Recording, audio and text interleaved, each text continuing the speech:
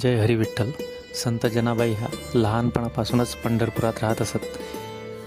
त्या संत नामदेवांकडे घरातील दासी म्हणून जरी काम करत असल्या तरी नामदेवांच्या घरात त्यांचा दर्जा हा कुटुंबातील सदस्यांप्रमाणेच होता व नामदेवांच्या भक्तीमुळे त्यांनाही विठ्ठलाच्या भक्तीचे वेड लागले व नामदेवांच्या कृपेने त्यांना ईश्वरी अनुभूती झाली.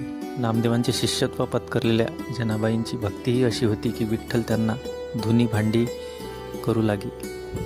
दररोज विठ्ठलाचे पदस्पर्श दर्शन घेऊन जनाबाई कृतकृत्य होत असत. नेहमीच फावल्या वेळात त्या मंदिरात जात व नेहमीच विठ्ठलाच्या दर्शनाची आस त्यांना लागलेली असायची. असंच एकदा विठ्ठलाच्या गळ्यातील कंठहार जागेवर दिसला नाही तेव्हा पुजारी संभ्रमात पडले व त्यांनी सर्व संशय जनाबाईवर घेतला. जनाबाईच उठसूट मंदिरात येत राहते व तिनेच हा कंठहार चोरला असावा असं म्हणत त्यांनी राजाकडे तक्रार केली. राजानेही मागचा पुढचा विचार न करता जनाबाईंना सुळावर चढविण्याची आज्ञा सोडली. जनाबाई मात्र निश्चलपणे आपल्या विठ्ठल नामस्मरणात गर्क होत्या. त्यांना सुळाकडे नेण्यात येत होते.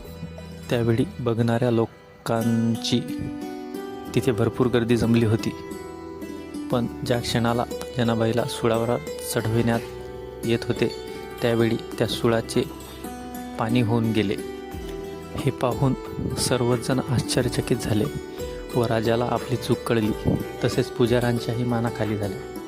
जनाबाई निर्दोष असल्याचे स्वतः विठ्ठलाने प्रमाणासहित दाखवून दिले व जनाबाईंच्या भक्तीचा आदर्श समाजापुढे प्रस्थापित केला. जय हरी विठ्ठल.